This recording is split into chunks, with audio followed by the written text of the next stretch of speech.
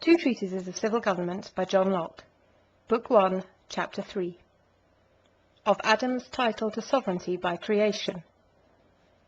Sir Robert, in his preface to his Observations on Aristotle's Politics, tells us, "A natural freedom of mankind cannot be supposed without the denial of the creation of Adam." But how Adam's being created, which was nothing but his receiving a being immediately from omnipotence and the hand of God, gave Adam a sovereignty over anything, I cannot see,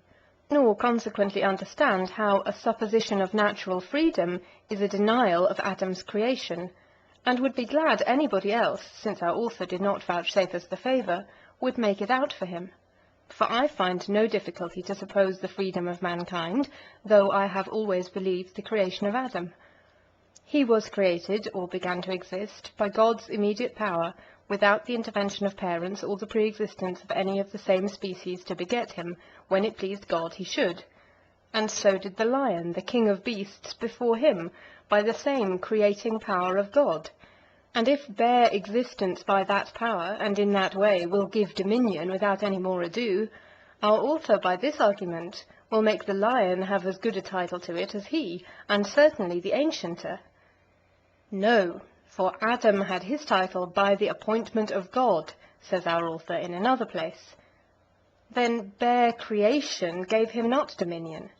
and one might have supposed mankind free without the denying the creation of Adam, since it was God's appointment made him monarch. But let us see how he puts his creation and this appointment together. By the appointment of God, says Sir Robert, as soon as Adam was created, he was monarch of the world, though he had no subjects. For though there could not be actual government till there were subjects, yet by the right of nature it was due to Adam to be governor of his posterity. Though not in act, yet at least in habit, Adam was a king from his creation. I wish he had told us here what he meant by God's appointment, for whatsoever providence orders, or the law of nature directs, or positive revelation declares, may be said to be by God's appointment.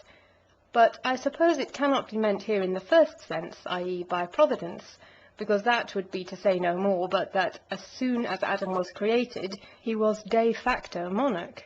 because by right of nature it was due to Adam to be governor of his posterity. But he could not de facto be by providence constituted the governor of the world at a time when there was actually no government, no subjects to be governed, which our author here confesses. Monarch of the world is also differently used by our author, for sometimes he means by it a proprietor of all the world exclusive of the rest of mankind,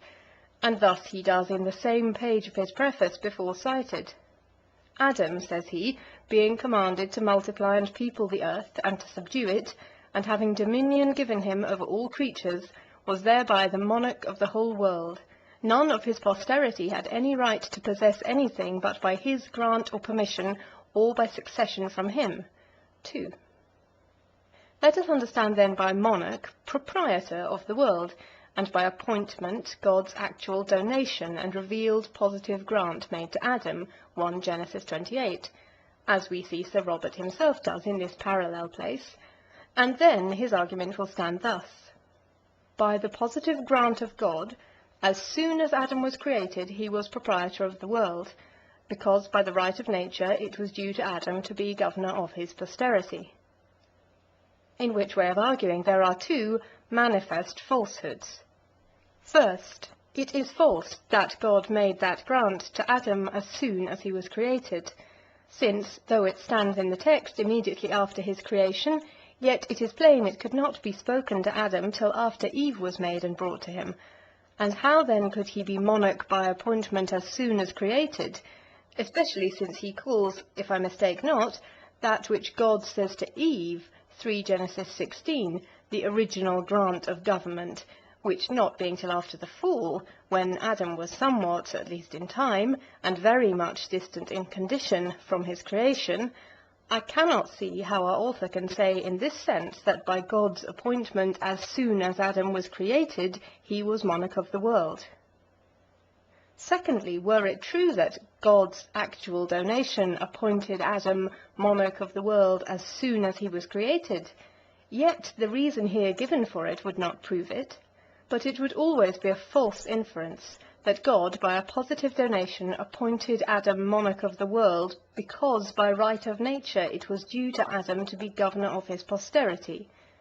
For having given him the right of government by nature, there was no need of a positive donation. At least, it will never be proof of such a donation. On the other side, the matter will not be much mended if we understand by God's appointment the law of nature, though it be a pretty harsh expression for it in this place, and by monarch of the world, sovereign ruler of mankind.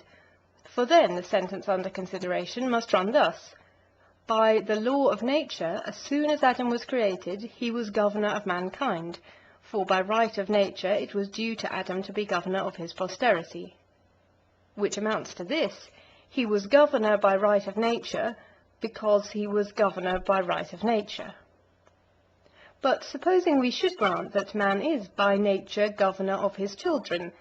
Adam could not hereby be monarch as soon as created, for this right of nature being founded in his being their father. How Adam could have a natural right to be governor before he was a father, when by being a father only he had that right,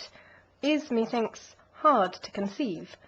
unless he will have him to be a father before he was a father, and to have a title before he had it.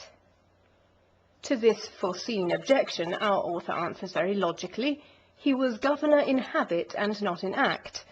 A very pretty way of being a governor without government, a father without children, and a king without subjects. And thus Sir Robert was an author before he writ his book, not in act, it is true, but in habit, for when he had once published it, it was due to him by the right of nature to be an author, as much as it was to Adam to be governor of his children when he had begot them. And if to be such a monarch of the world, an absolute monarch, in habit but not in act, will serve the turn, I should not much envy it to any of Sir Robert's friends that he thought fit graciously to bestow it upon, though even this of act and habit, if it signified anything but our author's skill in distinctions, be not to his purpose in this place.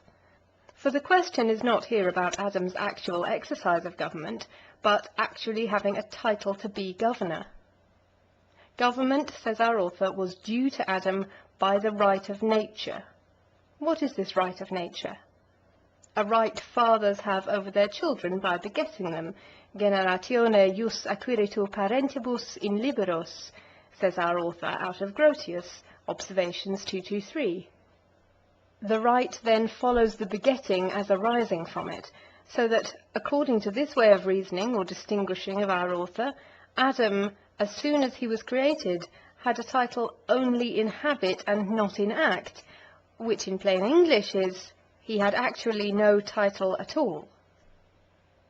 To speak less learnedly and more intelligibly, one may say of Adam he was in possibility of being governor, since it was possible he might beget children, and thereby acquire that right of nature, be what it will, to govern them that accrues from thence. But what connection has this with Adam's creation, to make him say that as soon as he was created he was monarch of the world? For it may be as well said of Noah that as soon as he was born he was monarch of the world, since he was in possibility, which in our author's sense is enough to make a monarch in habit, to outlive all mankind but his own posterity.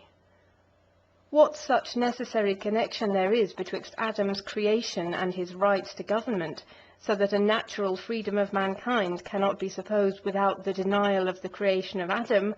I confess for my part I do not see,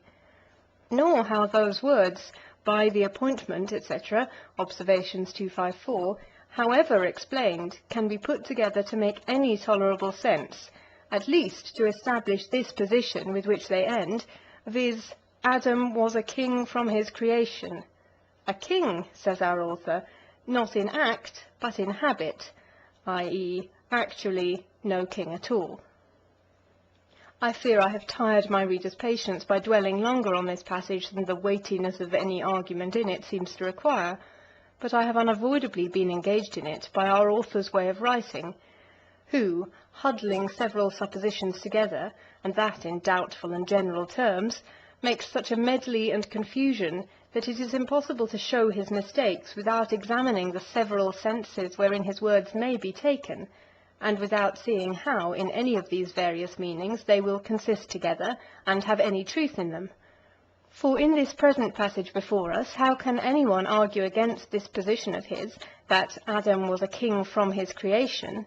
unless one examine whether the words "from his creation," to be taken as they may for the time of the commencement of his government, as the foregoing words import, as soon as he was created he was monarch,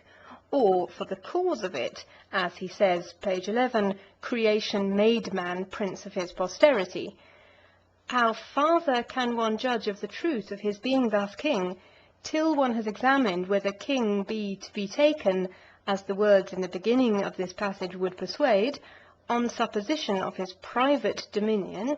which was, by God's positive grant, monarch of the world by appointment, or king on supposition of his fatherly power over his offspring, which was by nature due by the right of nature. Whether, I say, king be to be taken in both or one only of these two senses, or in neither of them, but only this, that creation made him prince in a way different from both the other.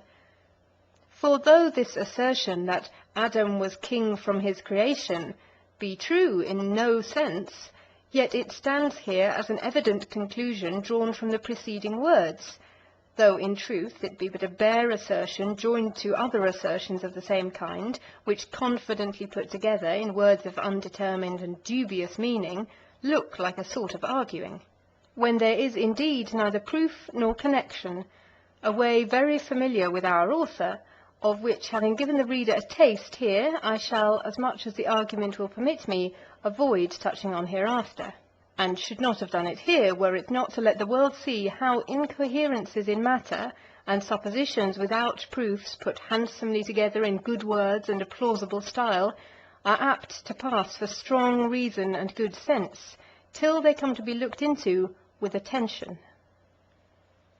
End of chapter 3.